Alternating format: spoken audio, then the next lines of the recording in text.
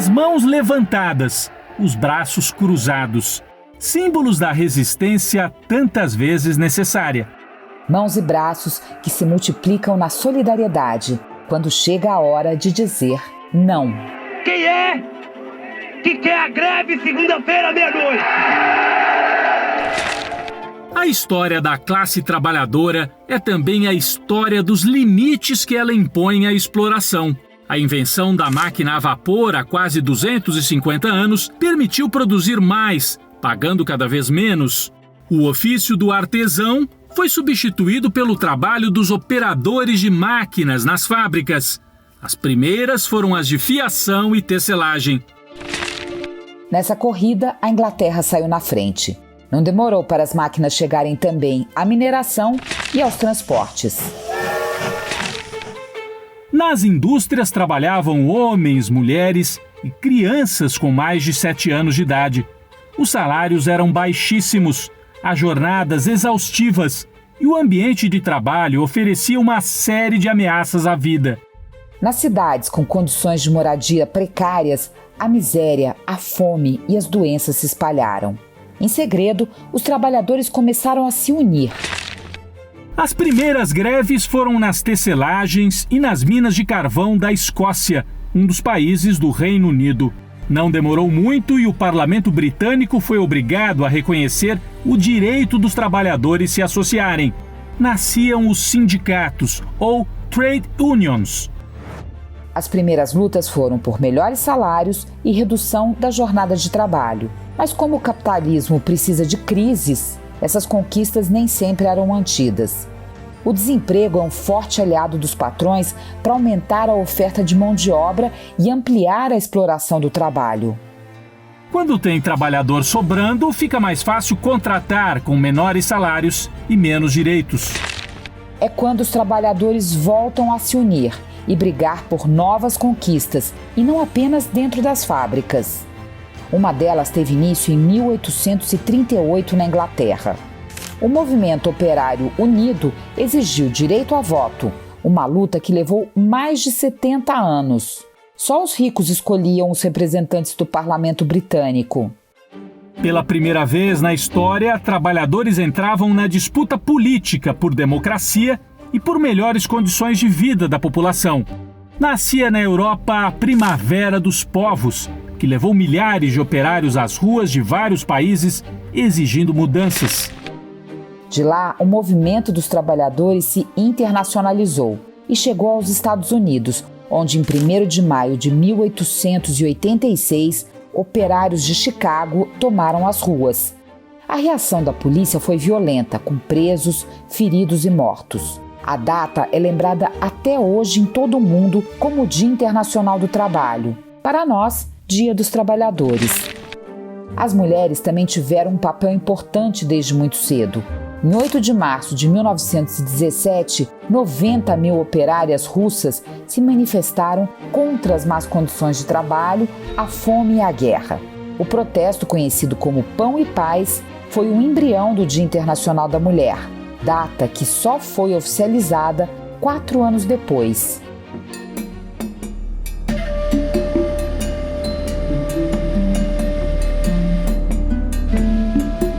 No Brasil, o processo de industrialização veio mais tarde do que na Europa, já no fim do século XIX. Mas a luta dos trabalhadores começou antes, quando ainda éramos colônia de Portugal. A revolta dos povos indígenas e a criação dos quilombos foram o início da resistência. A primeira paralisação organizada de que se tem notícia, já na época do Império, aconteceu na Bahia, protesto contra a cobrança de uma taxa sobre o trabalho de carga e descarga no Porto de Salvador. O episódio ficou conhecido como a Greve Negra de 1857. A primeira greve por aumento de salário no Brasil foi um ano depois, com os tipógrafos dos jornais da corte no Rio de Janeiro. O movimento saiu vitorioso e serviu de base para outras lutas que vieram em seguida. A abolição da escravatura só ocorreu 30 anos depois, e com ela a industrialização e a urbanização ganharam força. Cidades como São Paulo e Rio de Janeiro enriqueciam graças ao ciclo econômico do café. Muitos imigrantes chegavam da Europa, principalmente italianos, portugueses e espanhóis, e traziam ideias revolucionárias como o anarquismo, o socialismo e o comunismo. No início do século XX, trabalhadores das tecelagens pararam no Rio de Janeiro. 3 anos depois foi a vez dos operários de Porto Alegre. Nascia a COB, Confederação Operária Brasileira. 11 anos mais tarde, houve a primeira paralisação geral no Brasil, que começou por São Paulo. Na greve de 1917, mais de 50 mil trabalhadores cruzaram os braços por 4 dias. Na pauta, aumento salarial de 20%, jornada de 8 horas e proibição de trabalhadores com menos de 14 anos. Mas as reivindicações incluíam também o combate à carestia e ao elevado preço dos aluguéis. A vitória trouxe confiança, deu origem a sindicatos livres e levou a uma onda de sindicalizações. Toda a experiência acumulada de resistência à escravidão, somada às ideias anarquistas que vieram com os imigrantes, deram contribuições importantes ao sindicalismo brasileiro. Em 1922 foi fundado o Partido Comunista, que passou a exercer forte influência sobre o movimento sindical. Mas a crise do governo republicano levou à Revolução de 30, início da era de Getúlio Vargas. O Ministério do Trabalho, Comércio e Indústria passou a controlar os sindicatos, podendo intervir e afastar diretores. A liberdade de organização dos trabalhadores foi suprimida com a imposição de uma estrutura rígida de controle e dominação. Foi o início do corporativismo. Se por um lado Vargas desafiava as oligarquias, instituindo jornada de trabalho de 8 horas, férias remuneradas e descanso semanal obrigatório, por outro, o fim da autonomia sindical amortecia os conflitos entre assalariados e patrões. Com a criação do imposto sindical, por exemplo, que arrecadava 1 dia de salário do trabalhador por ano, vários sindicatos de fachada funcionavam a serviço dos interesses do governo. A consolidação das leis do trabalho, a CLT, fez com que o governo se apropriasse das conquistas dos trabalhadores. Vargas conseguiu assim cultivar a imagem de pai dos pobres, de herói, o que deu a ele poderes ditatoriais, no período que ficou conhecido como Estado Novo. O grande salto industrial brasileiro foi na década de 1950, primeiro com Vargas, que voltou ao poder pelo voto, e depois durante o governo de Juscelino Kubitschek, anos em que o movimento sindical voltou a se organizar. O aumento do custo de vida levou cerca de 60 mil trabalhadores de São Paulo à Marcha da Panela Vazia, em março de 1953. A manifestação foi decisiva para que 2 semanas depois, a greve dos 300 mil reunisse várias categorias e parasse o país. Após 29 dias, veio a vitória. Um aumento salarial de 32%. 2 anos depois, em Pernambuco, as ligas camponesas voltavam à legalidade e foram decisivas para reunir os trabalhadores que enfrentavam o avanço dos latifúndios, o êxodo rural e a seca. Em 1958, o episódio conhecido como a Grande Fome obrigou milhares de camponeses a migrar para cidades grandes do Sudeste. Os sindicatos começavam a exercer grande influência política e muitos de seus líderes se aproximavam das ideias socialistas e comunistas. Em 1961, com a renúncia de Jânio Quadros, João Goulart assumiu o poder, trazendo para o centro do debate as chamadas reformas de base, que incluíam pautas sociais, como saúde pública, educação e reforma agrária. Um ano depois foi criado o Comando Geral dos Trabalhadores, CGT, que desafiou as leis trabalhistas ao reunir sindicatos em torno de uma coordenação única, o que era proibido. Nas cidades cresciam as sindicalizações. Foi um período em que a tecnologia também chegou ao campo, com sementes melhores, adubos, agrotóxicos e máquinas, o que aumentou a produtividade. Foi a chamada Revolução Verde. Mas os trabalhadores continuavam mal pagos. Em Pernambuco, uma greve parou toda a produção canavieira e obrigou os usineiros a sentarem-se à mesa para negociar pela primeira vez na história. Foi um momento de grande agitação política, que culminou com o golpe militar de 1964. Houve intervenção nos sindicatos, repressão, prisões. Em todo o país, trabalhadores e estudantes se organizavam contra a ditadura. No norte nascia a guerrilha do Araguaia, tentativa de se fazer a Revolução Socialista. Em 1968, os trabalhadores reagiram com greves em Osasco, na Grande São Paulo, e em Contagem, Minas Gerais.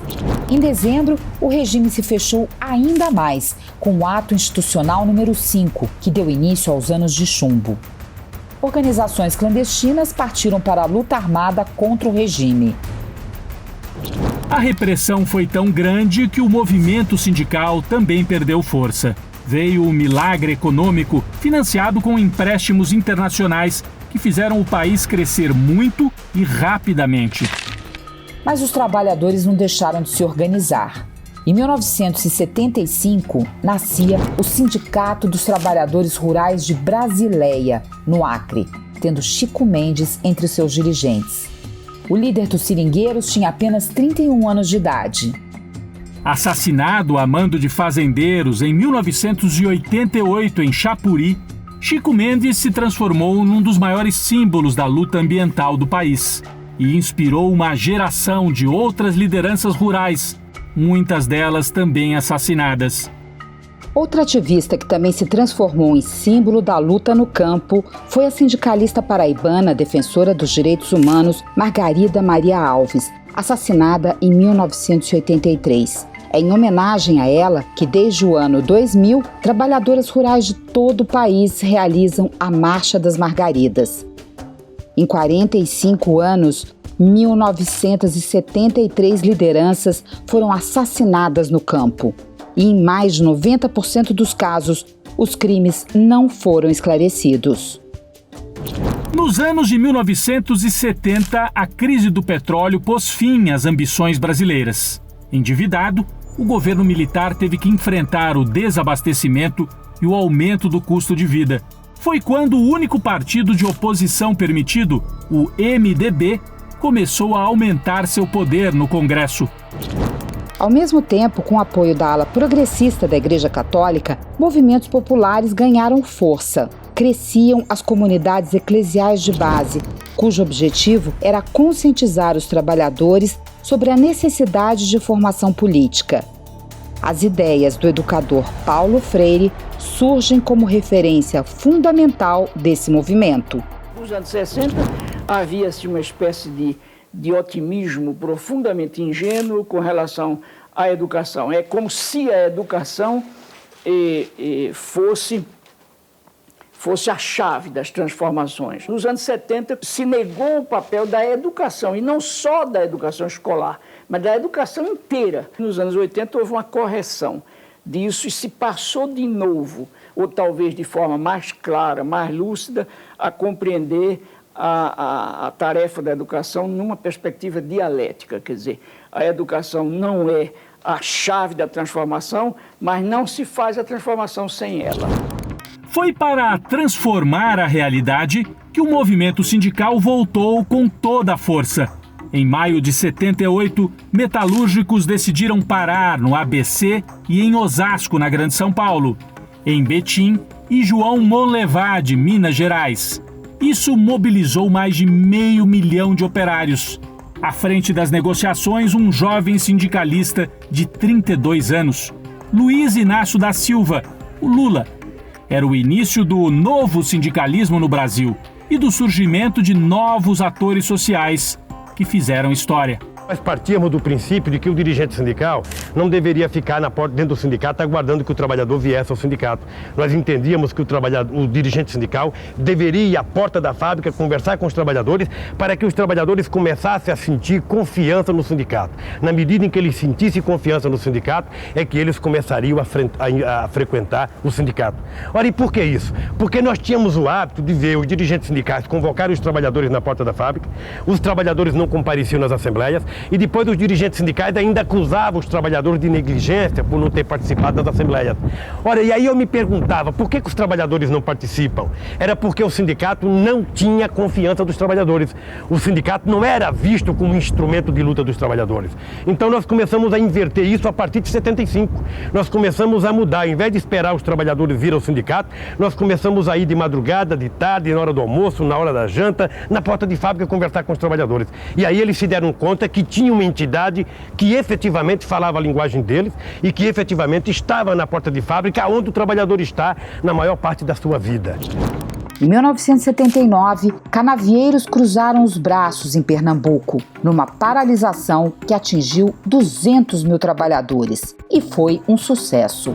Naquele ano, foram muitas greves em todo o país. Metalúrgicos, petroleiros, bancários, motoristas e cobradores. Sindicatos sofreram intervenção e muitos de seus dirigentes foram presos. Em São Paulo, o metalúrgico Santos Dias da Silva foi assassinado pela polícia, o que causou comoção. 30 mil pessoas compareceram ao enterro. Crescia a indignação popular contra a ditadura. Os militares tinham decidido entregar o poder aos civis num processo que foi chamado de abertura. Com a lei da anistia, exilados políticos voltaram ao Brasil e os partidos de oposição se reorganizaram. Em 1980, foi fundado o PT, o Partido dos Trabalhadores. E 3 anos depois, nasceu aquela que viria a ser uma das maiores centrais sindicais do mundo, a CUT. Ninguém nunca mais ouve duvidar da classe trabalhadora.